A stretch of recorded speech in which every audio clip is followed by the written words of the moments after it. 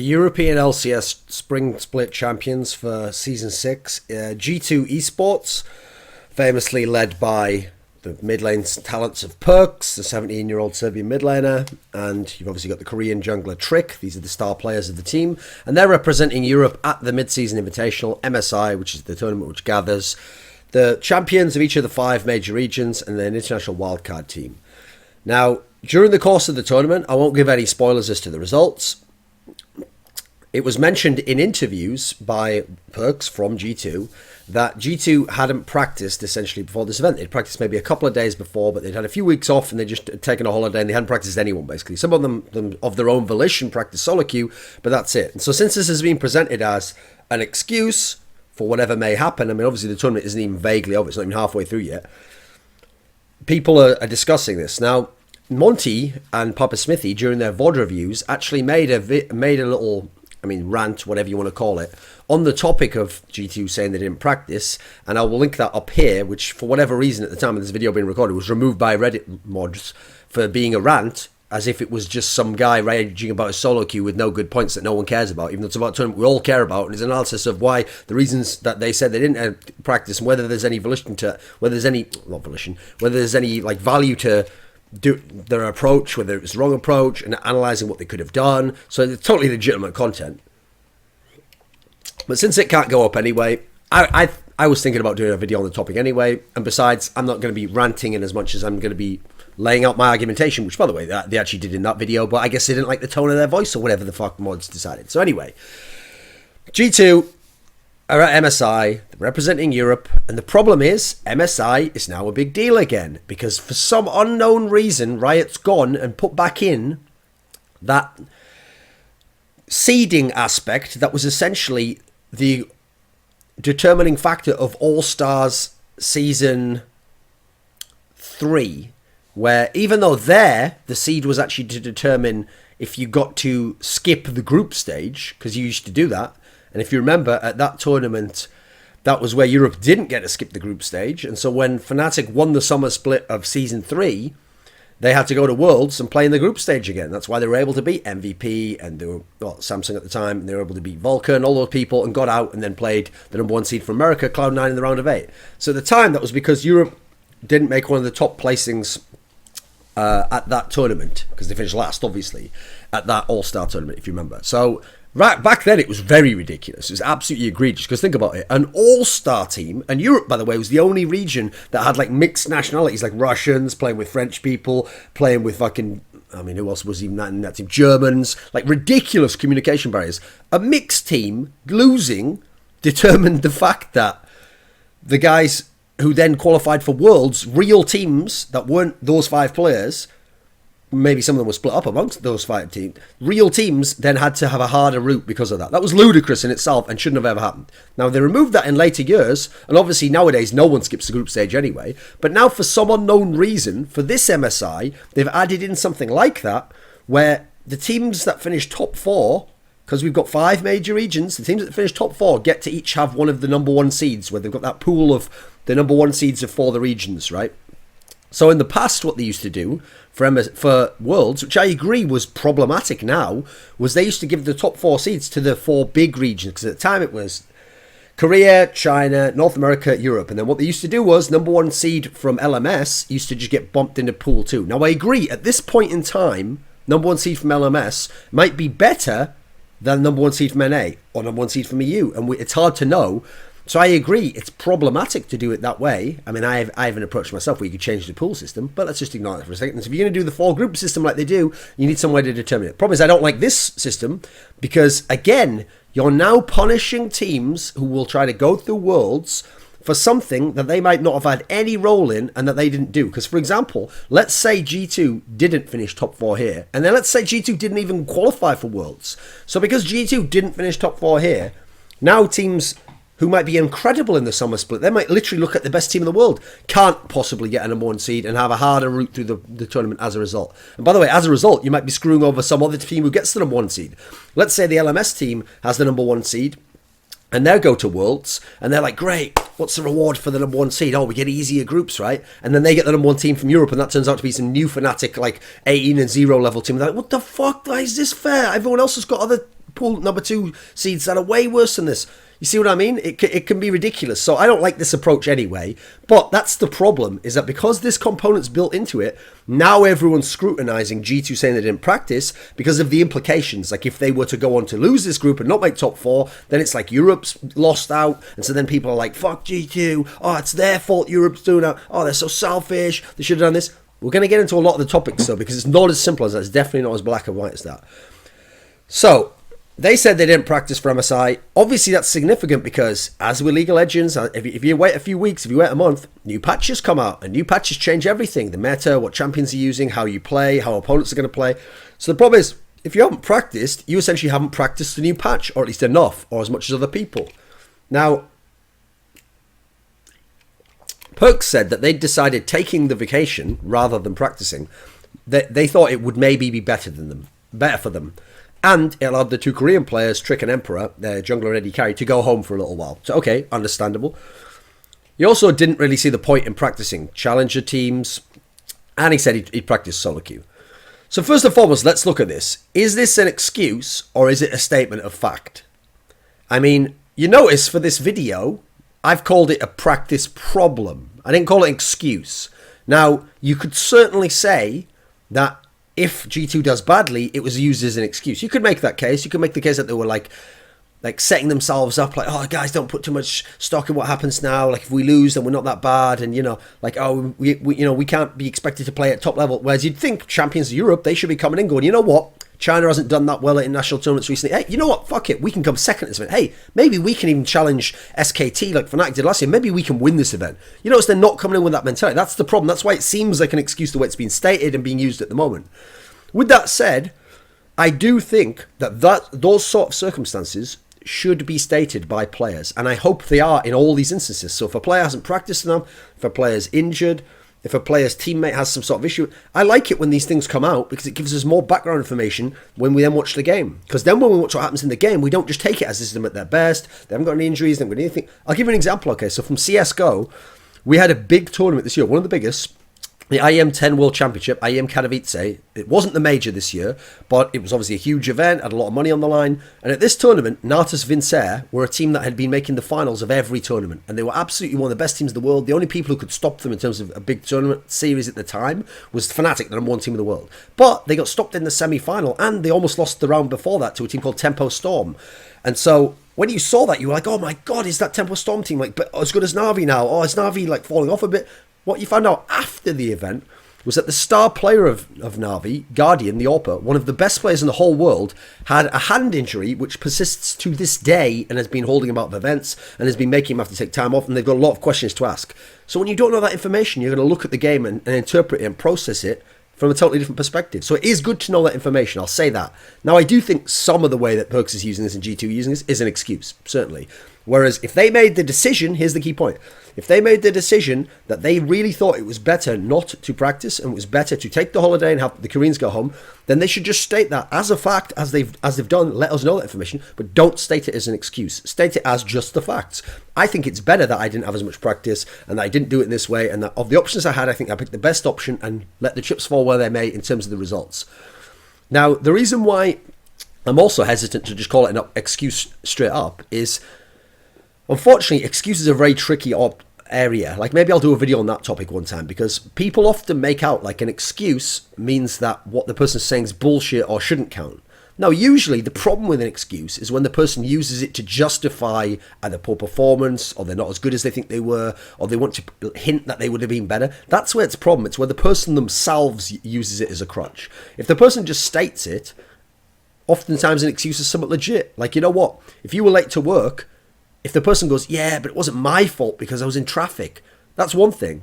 Then you might say, but is there usually traffic? Should you have set off earlier? But if the person comes and they're late to work and say, I'm sorry, that'll never happen again. I was late in traffic and it's made me realise like I've got to set off a bit earlier from my house, so I've got to take a different route. Then at that point in time, it's actually beneficial that they told you they were stuck in traffic. It wasn't just like, they're late because they don't give a fuck about their job, or because they don't have any respect for you. They think you're a joke. They don't care about the schedule. It's important to know the information there, and it's clearly not an excuse in the same way. It's an excuse, but it's not like they're getting away with something or they're not accepting responsibility. So that's kind of where it gets difficult. Now, what was the problem is when we analyse this, there is something behind the notion of why they might want to take a holiday.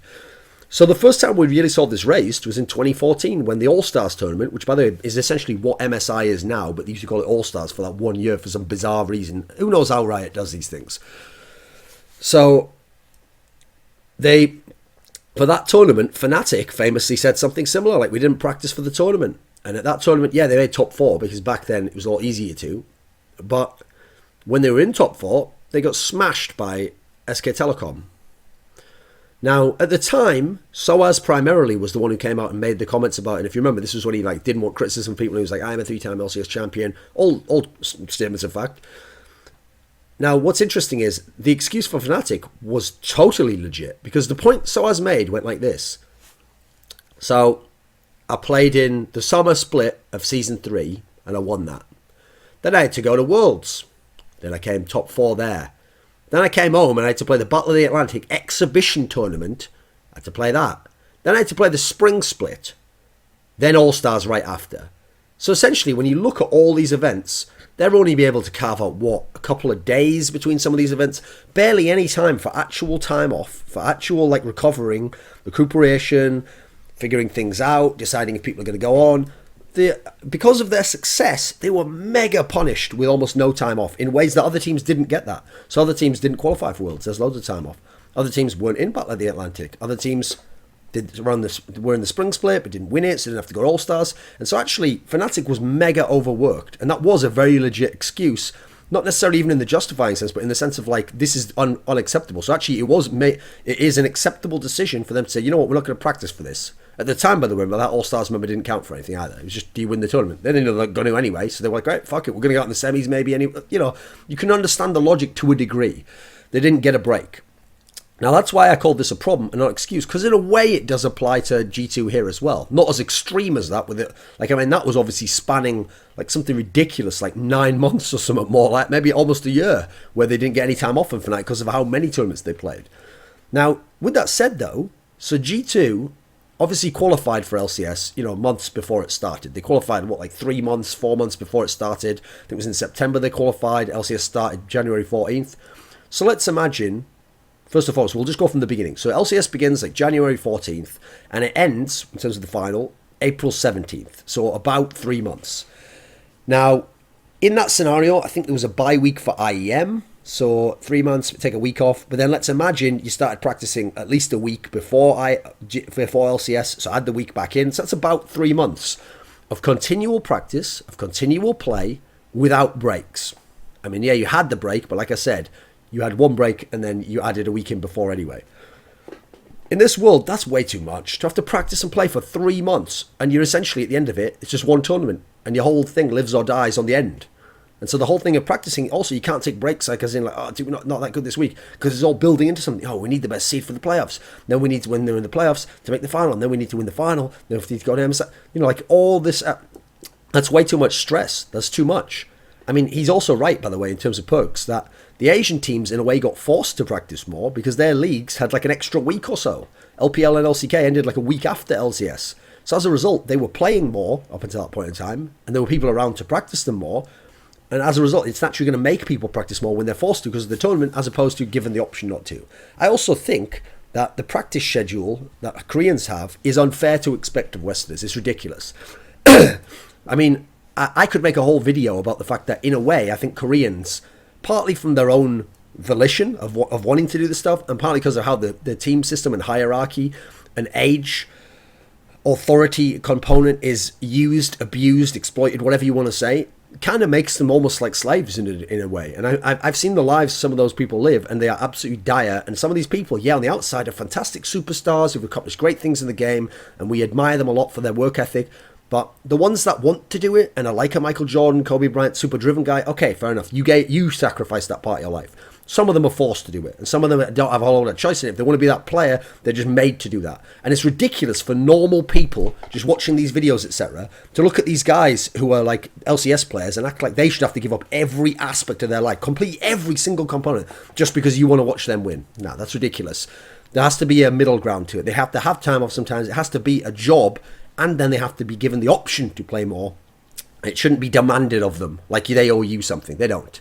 So there's a difference between dedication and being a slave. Now, I don't like a lot of the Korean aspects that go on like that. It's also the fact that because of this, the Korean mentality is to practice no matter what. I've made this point before. If you're a Korean team and you're doing badly in LCK, well, you better be practicing then, right? Because you're behind and you need to catch up and you need to improve, so you better practice a lot. Okay, you're a Korean team and you do really well in LCK. Good news, you better practice a lot because you want to maintain the number one spot, you want to win the season, and you want to stay ahead of everyone else who's trying to catch up or practice it. You see what I mean? What kind of fucking mad catch-22 is this? How do I get out of this practice world? Oh, don't. There's no way out. If I'm the best, if I'm in the middle, if I'm the worst, I have to practice no matter what. Well, great. What an ideal life we've created here, right? Slaves to playing fucking video games.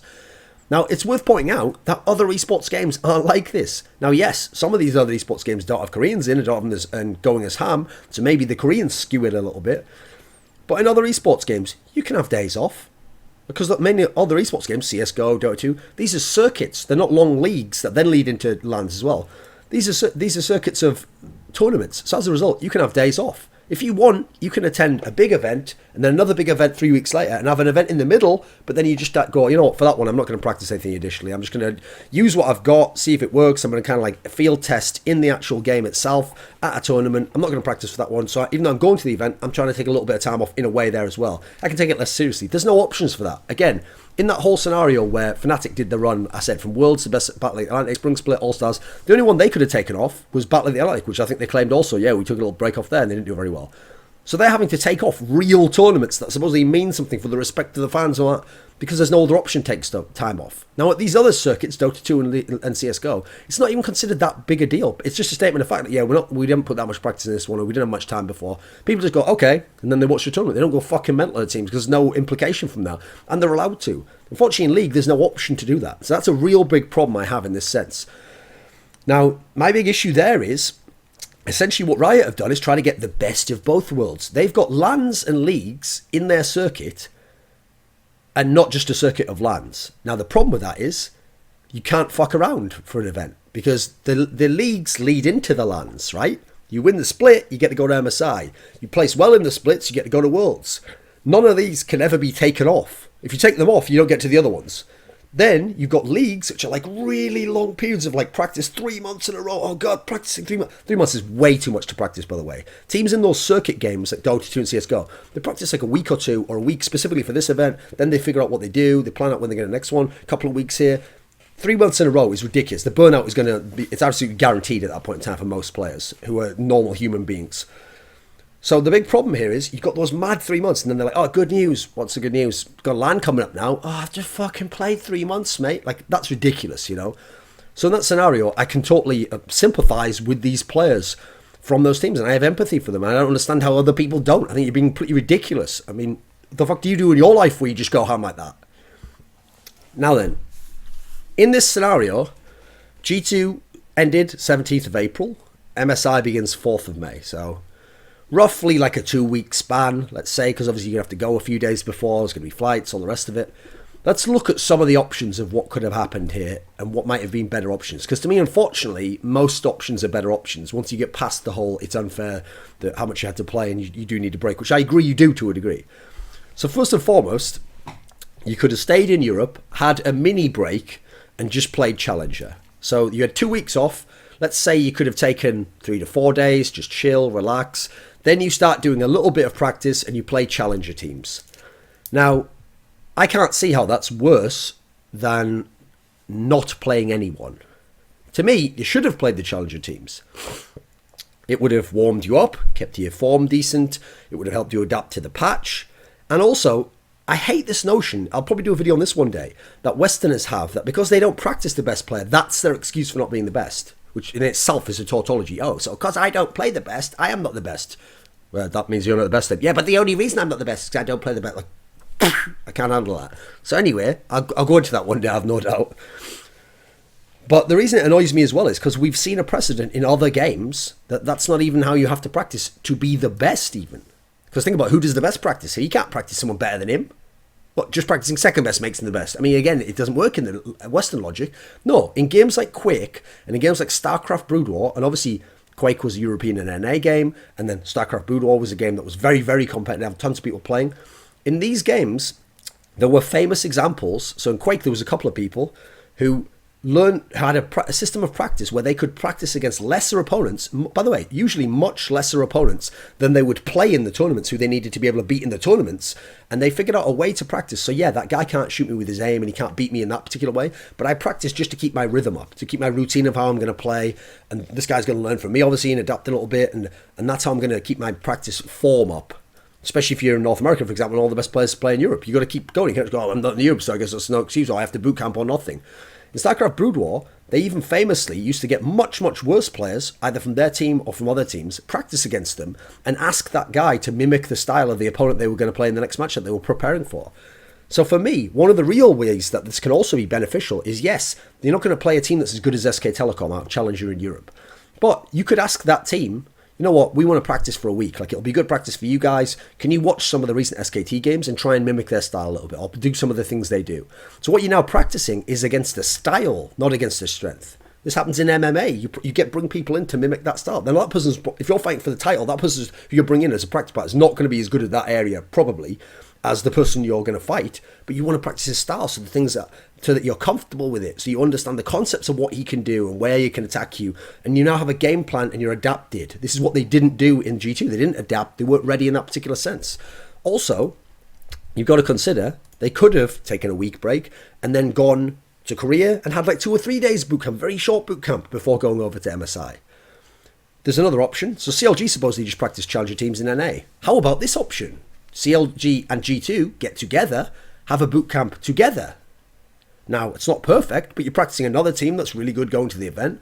Now, yeah, in theory, these teams are going to play each other at the event, but so what? You're going to gain something from each other to have a chance against the others. Doesn't really matter your rivalry as much, and it's going to be different at the event anyway, because it'll be a game within a game. If they do this in practice, but we can do this, at least it gets both of your levels up, and you're playing better opponents than Challenger, right? Here's another one. So everyone's now blaming G2, that if G2 in the end don't bother to finish top 4, oh, well, they cost Europe the sport, and they did this, no, blah, blah, blah. Wait a minute, wait a minute. So, as I suggested at the beginning, it's not just about G2. The fate of all the other teams from Europe and North America for CLG rides on these two teams, CLG and G2, doing well at this tournament, right? So why don't those teams, who are the potential top teams from EU and NA, help those teams practice? Why haven't they said, you know what, even though we're on break, we'll give you like a day or two each? Because remember, it benefits them. They are supposed to represent Europe to get this seed, right? Then why isn't Europe helping them to get the seed? They haven't. So some of the blame on a lower level has to go to them as well. They don't want to help out. Therefore, they've put them in a position where they don't have anyone to practice against. That has to be said. You have to disperse some of the blame in that particular respect. Here's another one. If I were them, I would have gone to Korea and boot camped, because there's a lot of benefits. First of all, as you referenced, means the Koreans can see their family a bit, take a bit of the stress off them. They can relax a little bit in that sense.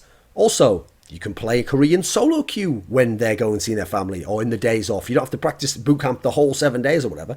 Even Korean challenger teams, as we've seen with EVER, are going to be much better than the EU and NA challenger teams, or at least know how to play the style and to exploit certain things in certain ways. And they're going to be closer to SK Telecom, and as much as they play in that region, they understand the concepts. Finally, you're already going to start adapting to the time zones of being in China. That's a massive benefit in itself, right? Now, I will say, most of the guys on G2 are young guys. Like, forgetting the two Koreans, because essentially they're mainly going to do what they're told, as far as I can tell from the history of Koreans I've known. Obviously, Perks is 17, Hybrid's like 21, I think Kickers is like 20. These guys aren't super old. Some of them haven't been around for a long time. They haven't competed for a long time. And besides, even if they have, people like Fnatic who'd competed a long time still took those breaks anyway. You can't put all the blame on them. Some of them should go on them, but you also have to remember they have a coach. So Youngbuck, some people were named like coach of the split and stuff. He has to take some of the blame for this as well. He let them not practice, or he allowed them the option to, or he didn't enforce that they do practice one of these options that I gave that I think is better, like all these different options I gave. He's even said, as a coach, he's not as strict, like he lets the players make some of the calls. Now, that doesn't mean it's then the player's fault. He's given up his responsibility. He's delegated that to the player. It's still his call. It's still his responsibility at the end of the day. The fact he's let someone else make the decision doesn't mean he gets out of the culpability. Then you've got to look at the owner. So Ocelot seems to be defending it. Well, it's your team. It's all the rest of it. So you have to take some of the blame for that as well. Ultimately, I think the problem with this is, first of all, the whole fact that you've put this pressure on them, that the seeding rides on it, I don't think that should be the case anyway. The split is way too long as it is, and there's not enough break times. The leagues leading into lands makes it too much of a high-pressure cooker situation. Korean practice is unfair. You've got to consider that They could have done challenger practice. I think it would be more legit. They could have gone and practiced in Korea. I think that would be better. European NNA teams aren't helping the teams from that represent their region, so they could shut the fuck up crying if they then say, oh, no, I can't get towards. Yeah, you didn't help him, did you? You could have helped him out in practice. You didn't do that. And finally, don't just put it on the players and perks and all the rest of it. You've got to look at the coach and the owner as well. So I think it's an interesting topic with a lot of nuances, and it's not as simply solved as like, you should have just practiced, unprofessional. Like, yeah, thanks, as usual, amazing fans.